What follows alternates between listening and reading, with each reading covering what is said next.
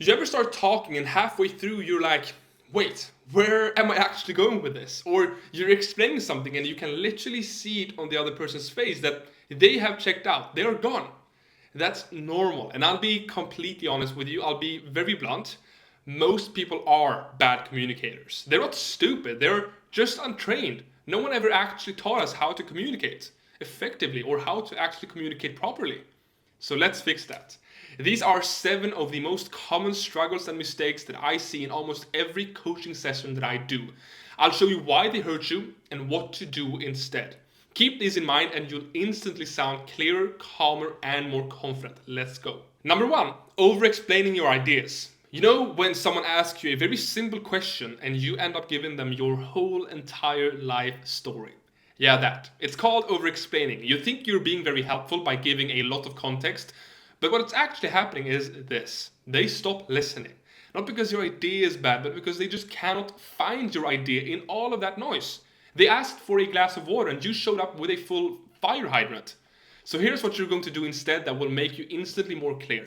Start with your main point first. One clear sentence. Here's what I think. That's it. Stop talking.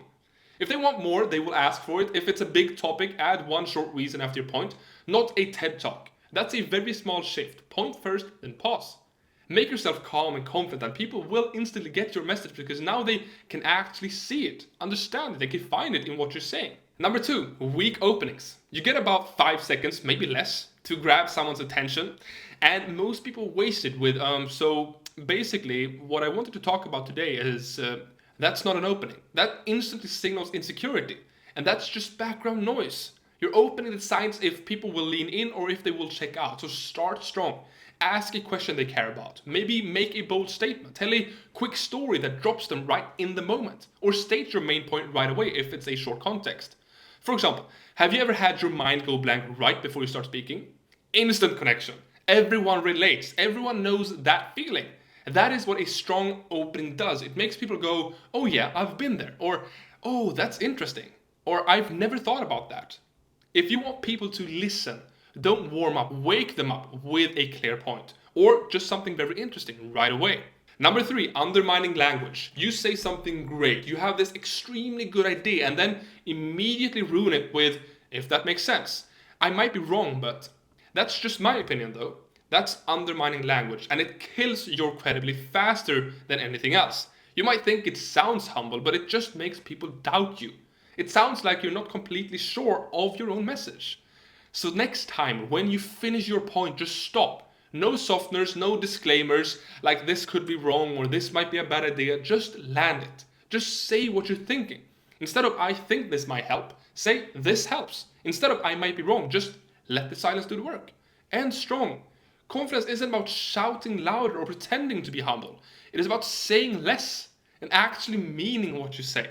Number 4 is lack of structure, because you've probably heard someone talking and halfway you're thinking, wait, what was their main point again? Because that thing doesn't connect to that part. Their idea might be very good, but they're all over the place trying to explain it. So the fix is always simple. Use frameworks when you talk. Frameworks are this amazing way to always have structure to follow when you're speaking.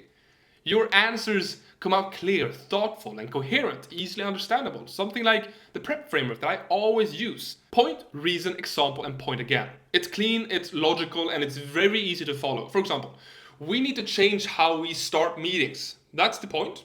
Right now, we're wasting the first 10 minutes. That's the reason. Yesterday's meeting starting late, and we didn't make a single decision until minute 24. That's the example. So we're changing it. And that's the point again. Done. No fluff, no confusion, just clear. And here's a hidden bonus.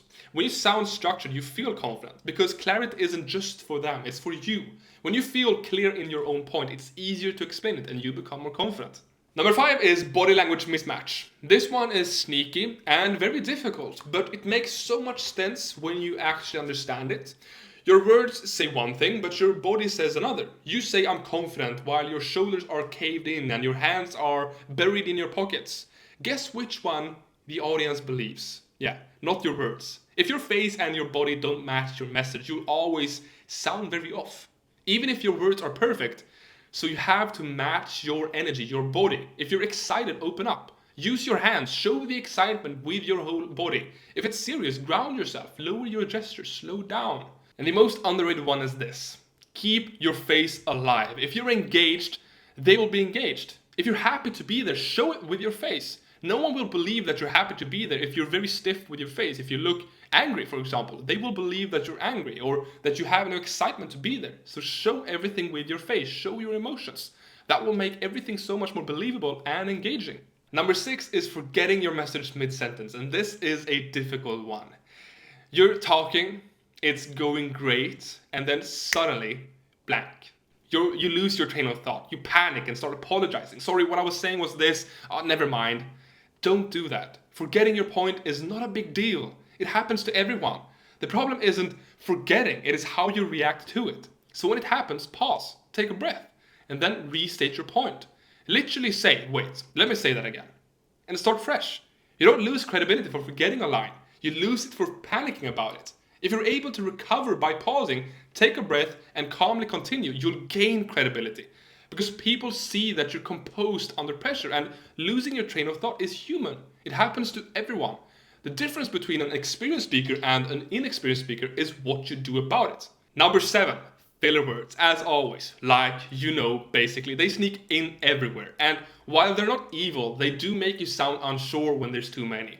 We're so dependent on filler words now, especially the younger generations. We use them between every sentence, every thought, every pause, every time we think. They make us sound unsure. I promise you, if I talk to someone and they use filler words every sentence, between every word, I will get annoyed fast because it's so hard to listen to. It waters down the message. Like, what are you actually trying to say right now? So here's what to do instead. Don't fight the silence. Silence is not a bad thing in communication. Silence is powerful. Own it. Take a second to think. Take a pause. If it feels too awkward, repeat the question before you answer. That buys you time and makes you sound thoughtful. There are 2 ways to go about it. If someone asks you a question and you don't really know the answer right away, either you pause and think, or you restate the question. And more often than not, it will come to you when you restate the question because you often just forget the answer right away. So take a pause or just restate the question and the answer will come to you. And remember, silence doesn't make you look lost, or it is not a bad thing to actually look like you're thinking. You don't have to have all the answers right away. That is not what smart looks like. Smart and confident looks like you're actually composed. And when you're composed, you're thinking. You're not insecure about the fact that you actually have to take a couple of seconds to think. It just makes you look present in the moment, like you actually want to be there and answer with a thoughtful and structured answer. Every great communicator knows that the pause is this amazing, powerful tool, and that silence can actually be the most effective thing in communication. We think that communication has to be us always making sounds, but that's not true. The pause is extremely effective because it does so many different things. It makes you look more confident, it makes you look more sure, but it also helps the audience, the listener, the person in front of you understand what you're saying, because now you're giving them time to process. It makes you look thoughtful, it makes you look coherent, and it makes you be able to actually structure your answer in a very different way than you would be normally doing if you just try to answer right away. So pause, always pause. I love the pause, it's so helpful. So those are the 7. Over-explaining, weak openings, undermining language, lack of structure, body language mismatch, losing your train of thought, and filler words. Start fixing these and you'll notice it fast. People won't just hear you, they will stay with you, understand you, and you'll finally sound like the person you actually are. Not the nervous version that shows up when you are under pressure and you have to speak. Because communication isn't something mysterious. It is not this mysterious talent. It is a skill, and every skill can be trained. So go back, pick one of these and fix it this week. Then fix another next week. And by the time you've gone through all 7, you look back and realize you don't just sound confident anymore. You actually are, because you're comfortable in your ability to communicate more effectively. If you like this type of content, subscribe, because I post new videos like this every single week to help you build your communication skills so you can communicate effectively and strategically in every single situation. And I especially help you with confidence, since that is something I myself struggled with a lot a couple of years ago. See you in the next video. Bye bye.